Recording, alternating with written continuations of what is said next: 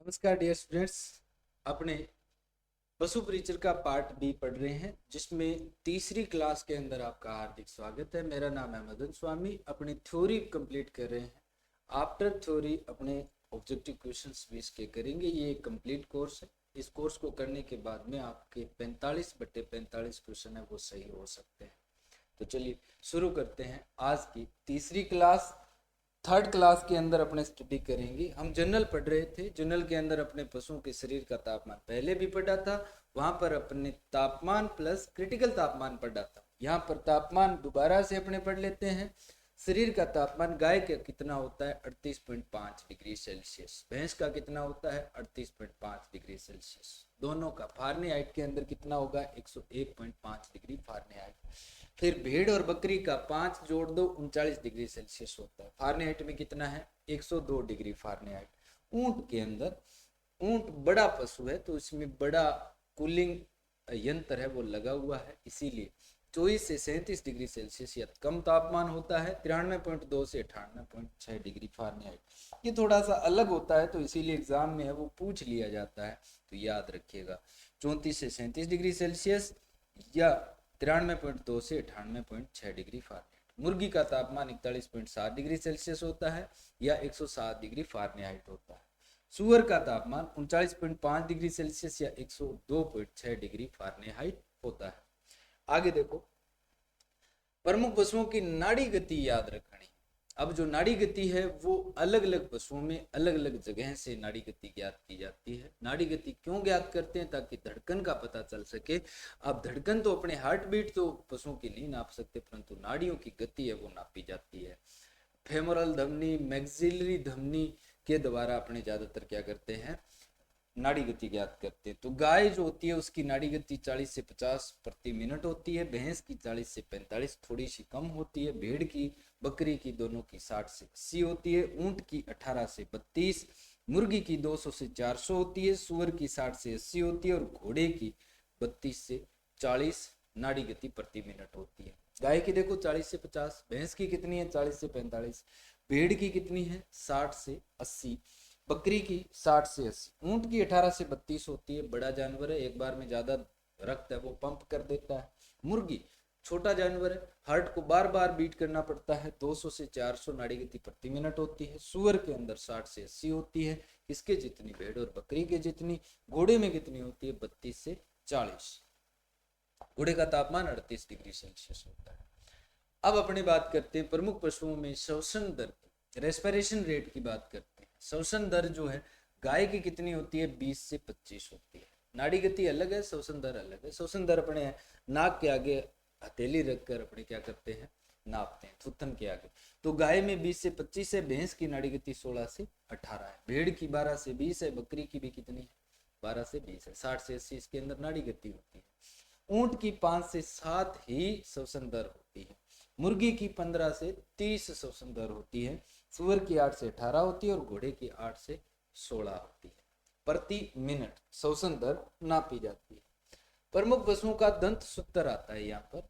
दांत का सूत्र, दांत कितने प्रकार के होते हैं 4 प्रकार के। जुगाली करने वाले पशुओं के अंदर जो परमानेंट स्थायी दंत सूत्र होता है वो होता है 2 इंटू आई। इंसाइजर निचले जबड़े में होते हैं, ऊपर वाले जबड़े में होते नहीं। केनाइन दोनों में नहीं होते। प्री मोलर 3-3 होते हैं और मोलर जो है वो 3-3 होते हैं आधे जबड़े में। दोनों जबड़े में तो 6-6 होते हैं। तो टोटल दांत कितने आ जाते हैं 32। फिर घोड़े के अंदर 40 भी होते हैं, 46 भी होते हैं, 44 भी होते हैं। 40 वाला जो कॉमन है वो देखो, इंसाइजर 3/3 है। फिर केनाइन 1/1 है। प्री मोलर 3/3 है और मोलर 3/3 है। यानी टोटल दांत कितने आ रहे हैं 40। सुअर के अंदर देखा जाए इंसाइजर 3/3 है, केनाइन 1/1 है, प्री मोलर 4/4 है। इसके जैसा ही है बट प्री मोलर कितना है 4/4 है। 3/3 है, इंटू 2 कर दो, यानी 2 दांत यहाँ ज्यादा आ रहे थे, एक एक दांत ज्यादा आ रहा था, तो इंटू 2 करेंगे 4 दांत बढ़ जाएंगे। 44 दांत होते हैं इसमें सुअर। कुत्ते का दंत सूत्र क्या होता है? स्थायी दांत का देखा जाए तो 2 इंटू इंसाइजर कितने हैं 3/3 है। केनाइन पाए जाते हैं, मांसाहारी के अंदर केनाइन होगा, शाकाहारी में केनाइन नहीं होता है। तो कुत्ते में केनाइन 1/1 है, प्री मोलर 4/4 है, मोलर 2/3 है। टोटल दांत होते हैं कुत्ते में 42। ऊंट के अंदर देखा जाए, ये इंपॉर्टेंट रहता है, एग्जाम में बहुत बार पूछा जाता है। आगे अपने सारी डिटेल पढ़ेंगे, यहाँ पर मैं जनरल आपको चीजें करवा रहा हूँ। इंसाइजर 1/3 है, केनाइन 1/1 होता है, प्री मोलर 3/2 होता है और मोलर 3/3 होते हैं। यानी टोटल दांत कितने होते हैं? 34 दांत ऊंट के अंदर पाए जाते हैं।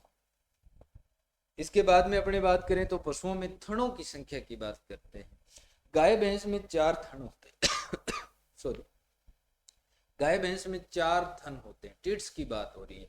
ये जो पशुओं के अंदर जहां से दूध निकालते हैं, ऊपर वाला भाग जो होता है वो अयन कहलाता है। इसे अपने क्या कहते हैं? अडर कहते हैं, जहां पर दूध का निर्माण होता है।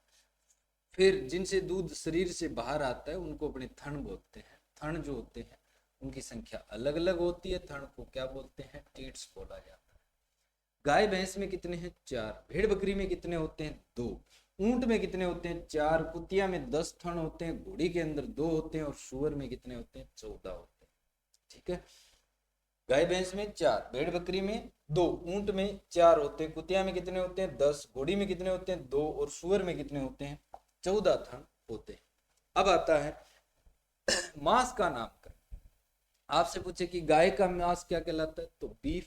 भैंस का मांस बफन, भैंसे का मांस केरा बीफ, बछड़े का मांस व्हील कहलाता है, बकरी का चेवन, भेड़ का मटन, सुअर का पोरक कहलाता है, मुर्गी का चिकन कहलाता है, सुअर का नमकीन मांस बेकॉन कहलाता है, देसी मुर्गी का मांस टेंडर कहलाता है, घोड़ी का मांस चेवेलियन कहलाता है, हिरण का वेनिस कहलाता है या वेंसन भी बोलते हैं, और खरगोश का मांस गेम कहलाता है। ये 13 मांस के नाम आपको याद करने हैं। ठीक है, गाय का बीफ, भैंस का बफन, भैंसे का केरा बीफ, बछड़े का व्हील, बकरी का चेवन, भेड़ का मटन, सुअर का पोरक और मुर्गी का चिकन, सुअर का नमकीन मांस बेकॉन, देसी मुर्गी का टेंडर, घोड़ी का चेवेलिन, हिरण का वेंसन या वेनिस, खरगोश का क्या कहलाता है? गेम कहलाता है। आगे देखो, नेक्स्ट आता है कि पशुओं में पोषक तत्व की कमी से कौन सा रोग हो जाता है। कैल्शियम की कमी से दुग्ध जवर होता है, मिल्क फीवर हो जाता है। फास्फोरस की कमी से पाइका हो जाता है। सेलेनियम की कमी से स्टिप लैम्प बीमारी हो जाती है। मैग्नीशियम की कमी से ग्रास टिटेनी रोग हो जाता है। जिंक की कमी से पैराकेरोटिसिस रोग हो जाता है। आयोडीन की कमी से घेंगा या गोइटूर हो जाता है। आयरन की कमी से एनीमिया हो जाता है। 8 नंबर आप याद कर लीजिएगा कि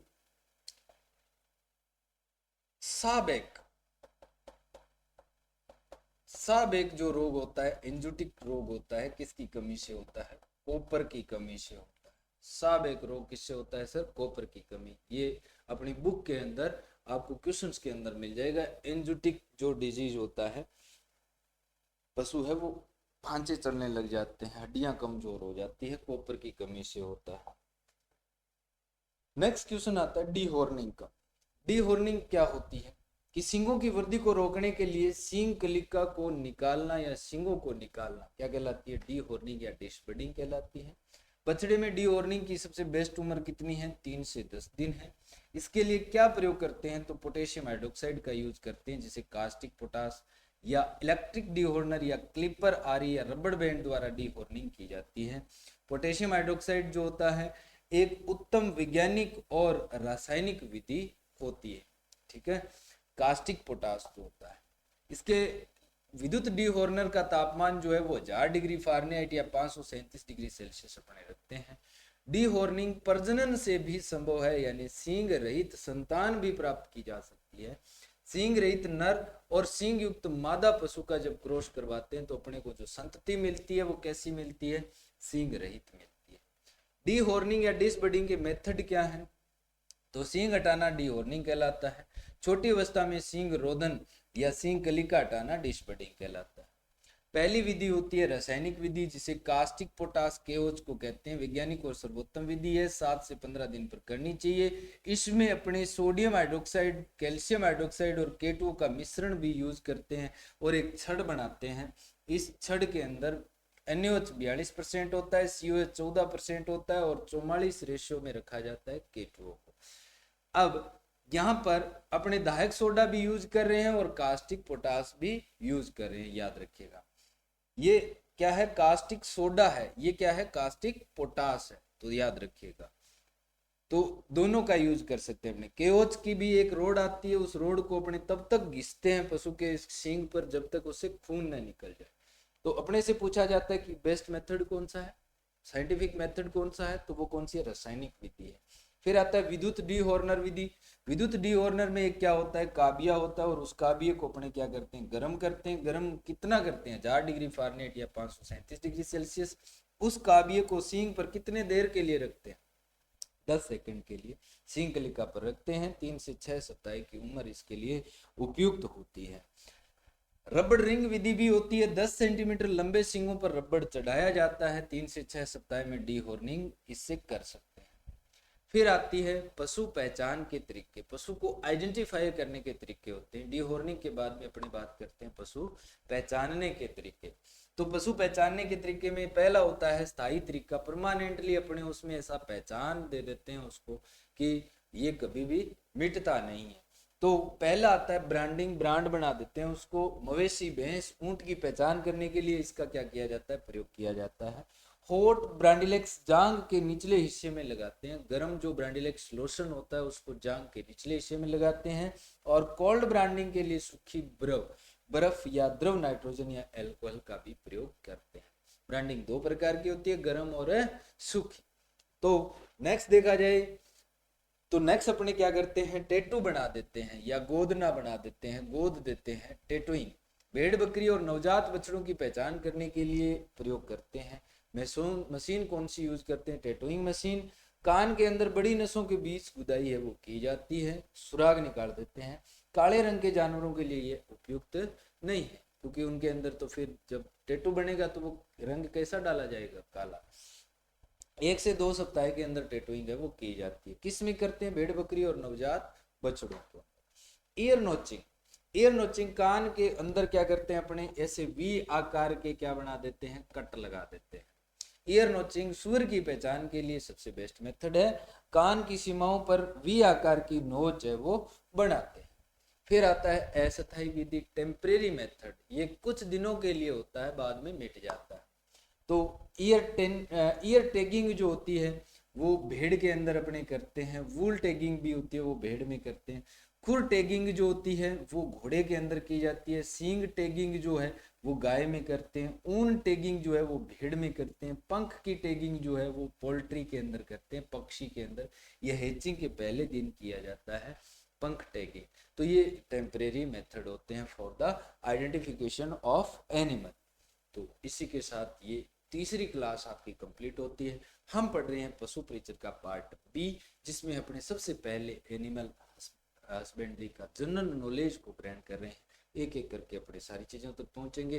thank you, thanks for watching, have a nice day. अगर क्लास आपको अच्छी लगती है तो शेयर जरूर कीजिएगा, नोट्स साथ साथ में बना लीजिएगा। इसके नोट्स प्राप्त करने के लिए आप टेलीग्राम का लिंक दिया हुआ है डिस्क्रिप्शन में, वहां से ज्वाइन करें और रोजाना नोट्स प्राप्त करें। आपको 80 दिन तक लगातार क्लास है वो मिलने वाली है, तो जुड़ जाइए। Thank you, thanks for watching.